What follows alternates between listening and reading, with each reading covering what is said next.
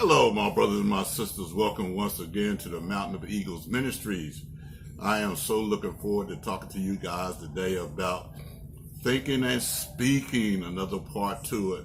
I'm just so looking forward to just sharing this information with you. I've been doing this series now. I want you to know that if you find this series informational, just something to give you more thing to think about, add into the knowledge that you already have, feel free to press the like button, the notification button, so when I do know a new one, you'll know about it.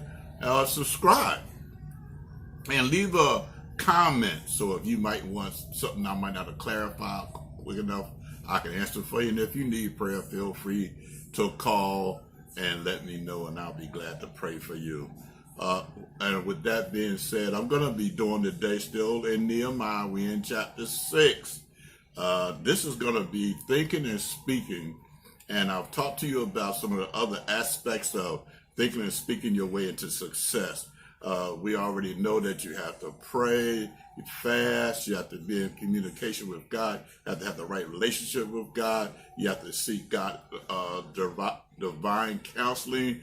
You have to have a plan from God to direct your path. Can't lean on your own understanding. You got to lean on God. And today we're going to take you to another aspect of it. I'm going to take you to, you have to have a discerning spirit. Okay? Now, let us get started. It says, now it came to pass when Sanballat, the Tobiah, and Geshem, the Arabian, and the rest of our enemies heard that I had built the wall, and there was no breach left therein, though at the time I had not set up the doors upon the gate. That Sanballat and Geshem sent unto me, saying, come, let us meet together in one of the villages in the plain of Ono. But they thought to do me mischief. And I sent messages unto them, saying, I am doing a great work, so that I cannot come down. Why should the work cease whilst I leave it to come down to you? Yet they sent unto me 4 times after this sort, and I answered them after the same manner. Then sent Sanballat his servant unto me, in like manner the 5th time, with an open letter in his hand, wherein was written, it is reported among the heathen, and Geshem said it, that thou and the Jews think to rebel, for which cause thou buildest the wall, that thou mayest be their king according to these words. And thou hast also appointed prophets to preach of thee at Jerusalem, saying, there is a king in Judah. Now shall it be reported to the king according to these words. Come now, therefore, and let us take counsel together. Then I sent unto him, saying, there is no such thing done as thou sayest, but thou fringest out them of thy own heart. For they all made us afraid, saying, their hands shall be weakened from the work, let it not done. Now therefore, O God, strengthen my hands. Afterward I came unto the house of Shemaiah, the son of Daliah, the son of Mahataba, who was shut up. And he said, let us meet together in the house of God, where in the temple. Let us shut the doors of the temple, for they will come to slay thee. Yea, in the night they will come to slay thee. And I said, should such a man as I flee, who is there that being as I am, will go into this temple to save his life? I will not go in. And lo, I perceive that God had not sent him, but that he pronounced his prophecy against me, for Tobiah and Sanballat had hired them. Therefore was he hired, that I should be afraid and do so and sin. They might have matters for an evil report, that they might reproach me. Now, as you notice, I said in the very beginning, you have to have a spirit of discernment. There are a lot of times that we don't use it. God has given it to us, or we'll depend on what somebody else says, or we'll simply lean on to our own understanding. I'm going to go back through this, but I want to tell you a quick story. I went to Philadelphia Biblical University, what at the time was called Philadelphia Bible College. They got changed to Philadelphia University, then they got to change to Corinth. But the reason I'm talking about this is that right after I had left, they had found out that they had an occasion to enter into this deal to make some money for the college. Really great deal. And they went into it and they forgot two things. First of all, to pray about it and to have a discerning spirit about it. Only to find out later on, when it was too late, it was bogus. It was a scheme, a pyramid scheme. They got burnt. So you see, even though they was a people of God, even though those are people of understanding, if you forget to use your discerning spirit, if you forget to seek God's face, you'll always fail and fall into a place that you don't need to be in, okay? So, with that being said, it said, now it came to pass. And what that means, that it finally, that they guys decided, they got together, and this is what I love. He said to buy Gershom and the Raven and the rest of our enemies. So it wasn't just three people. You know that the Bible declared that the devil has his demons working with him. So it just wasn't two or three people. It was a whole group of these people trying to put a stop to the work. Anytime you working for God and you're doing something that God would have you to do, the devil is going to come against you. And you have to understand something.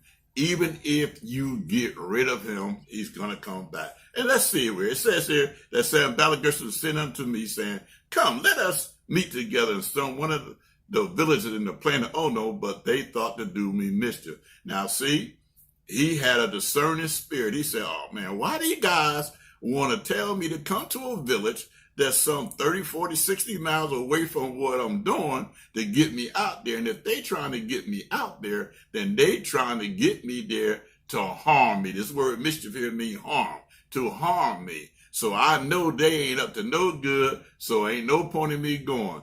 He said, now he had enough sense. He didn't want to offend these guys and cause them to take retaliation. So he was smart enough to send them this message where they couldn't even argue about it. He said, I sent unto them saying, I am doing a great work so that I cannot come down. Why should the work cease while I leave it to come down to you? In other words, if you really want to meet with me, why don't you come here? Because I'm working.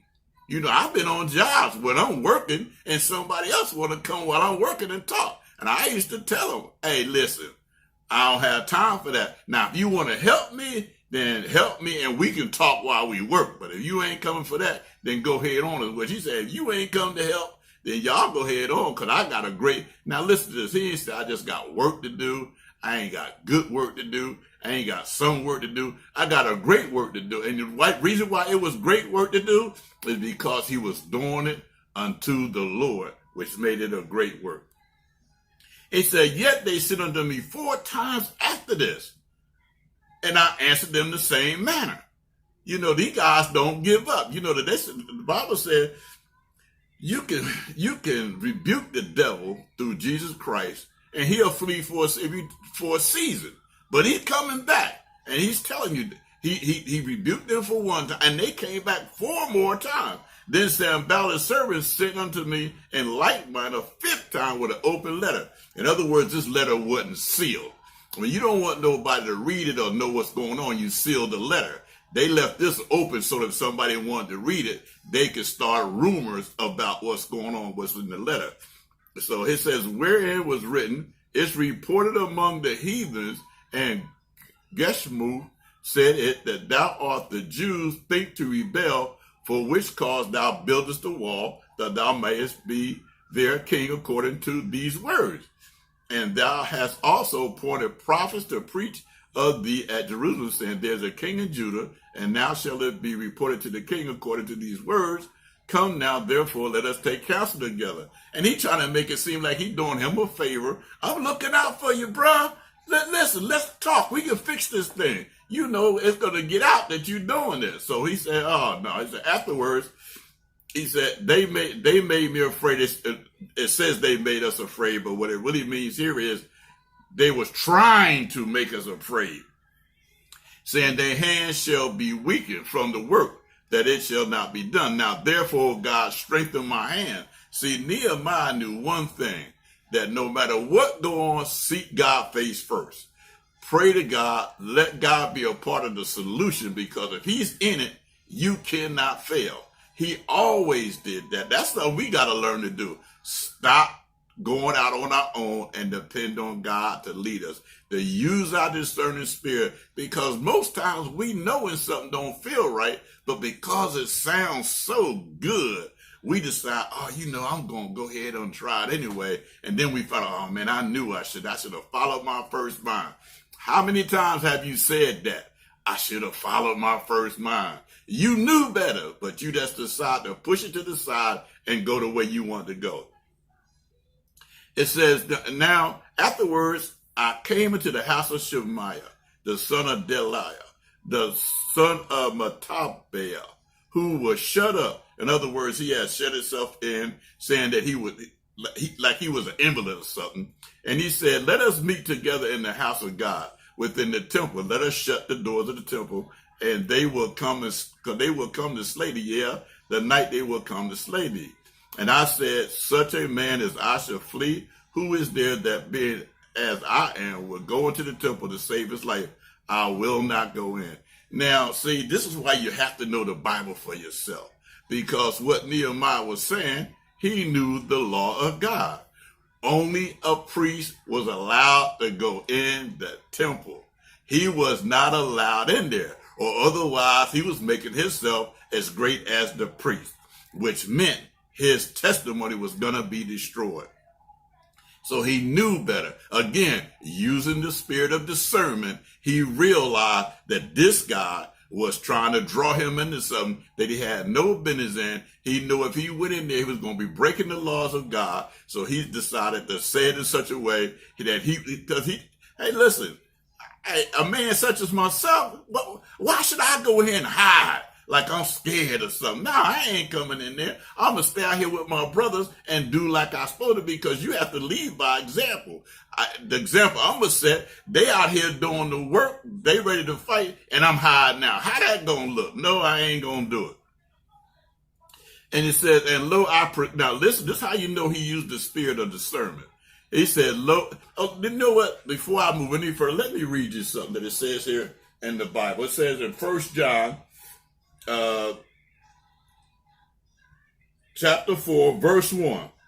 Beloved, believe not every spirit, but try the spirits, whether they be of God, because many false prophets are going out into the world.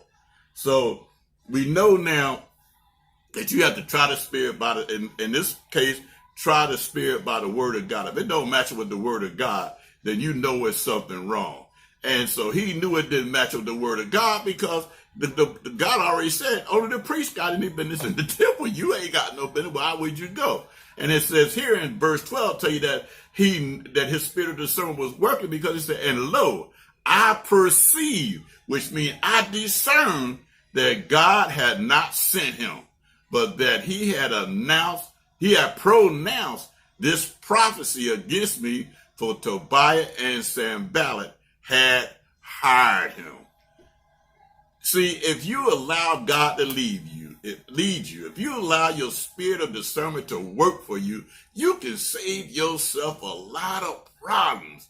I tell you, it's too many times, not you, but me, myself, I, who know better, have at times in my life had the nerve to say after the fact, I knew I should have followed my first mind, because the spirit was trying to tell me that ain't the way to go. But just because it sounded good, it looked good, it smelled good, I decided to go with it, only to realize when it was too late, I had made a mistake.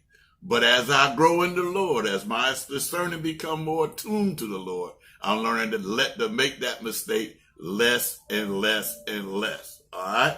It says, and therefore, as he hired that I should be afraid and do so and sin, and they might have matter for an evil report, that they might reproach me.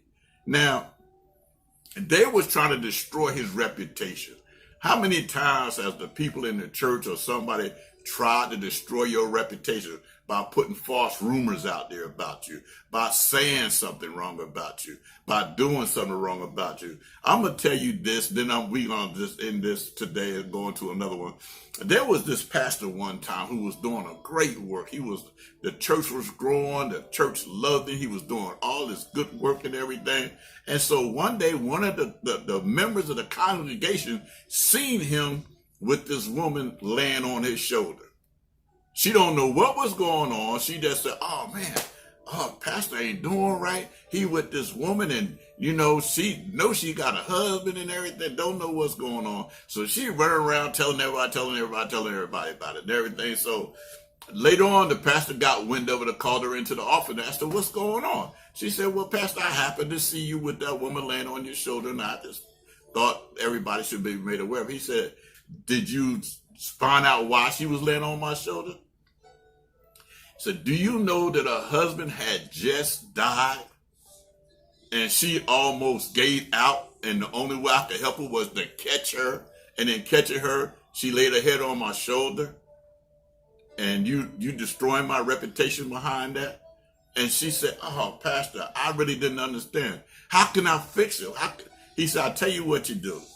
Go get 100 balloons, go up on the mountain and let them go. She said, okay, no big deal. Get 100 balloons, take them up on the mountain, let them go. I could do that, no problem. So she went and got these 100 balloons, put them up on the mountain and let them go. Then she came back and said, pastor, I got the 100 balloons, I let them go. Is that it? He said, no, now go get them back. And she looked at him and said, well, this is impossible. I can't get them back. He said, neither can you take back what you did about my reputation. You destroyed it already. And we have to be careful we have to have a discerning spirit. Just don't jump off on anything. Be protected of one another. Make sure before we say something against one of the brothers or the sisters that we got our facts straight.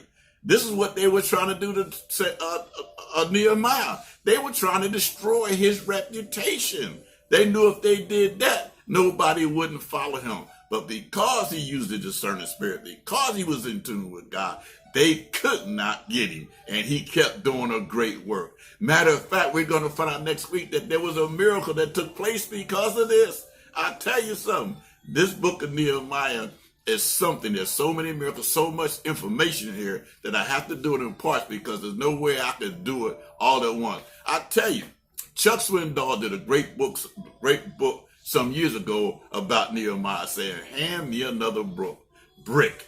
If you ever see it, get it and read it. I had to read it when I was in college. Did my heart a world of good. Listen, love you guys. Looking forward to talking to you again. Hope you enjoyed this message. If you did, hit the like button, leave a comment, hit the notification bell so that you can be notified when I do another one. Subscribe, leave a comment. Listen, if you feel like there's a need for a prayer, please feel free to call and ask for prayer. If not, hey, listen, you might be looking for a church home. I might be able to direct you to one. I don't have a church, but I belong to one. I could direct you there. If not, I could direct you to another church. Be happy to do so. God bless you. God keep you. God watch over you. Love you. Glad I was able to spend this time with you. Bye.